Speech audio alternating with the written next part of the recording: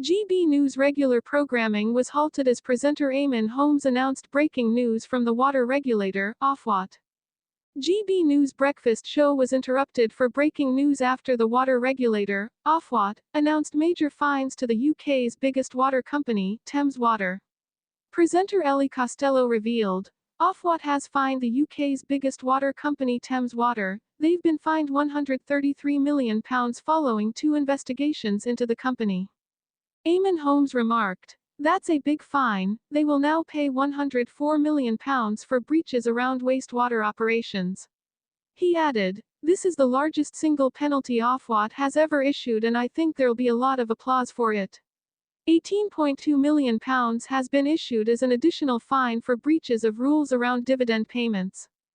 As Eamonn commented, interesting, Ellie shared, "I think that'll be welcome news to many people who've been aghast by the scenes of Thames Water and after companies in this country." The 65-year-old questioned, "I wonder how much money that leaves them?" Which prompted Ellie to suggest, "Well, they've got no money, have they?" The duo then welcomed political commentator Oscar Redrop, who stated, "I can't think of a more clear-cut, shut case of customers and the British public being failed time and time again on a service. You talk about the fact that they might not have a lot of money left and they've already been struggling, you just worry that this will in some way hit the shoulders, if they try to compensate for a fine like this by passing it on to consumers."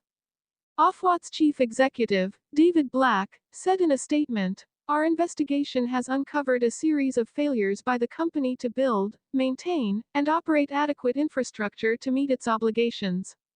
The company also failed to come up with an acceptable redress package that would have benefited the environment, so we have imposed a significant financial penalty."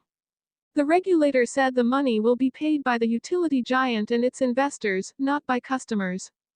Water companies have faced an influx of public outrage over the extent of pollution, and the lack of investment in water infrastructure, rising bills, high dividends and executive pay and bonuses at privatized water firms. Thames Water, which serves 16 million customers across London and the South East, is also in almost £19 billion of debt, and earlier this year narrowly escaped running out of cash by agreeing a further £3 billion loan.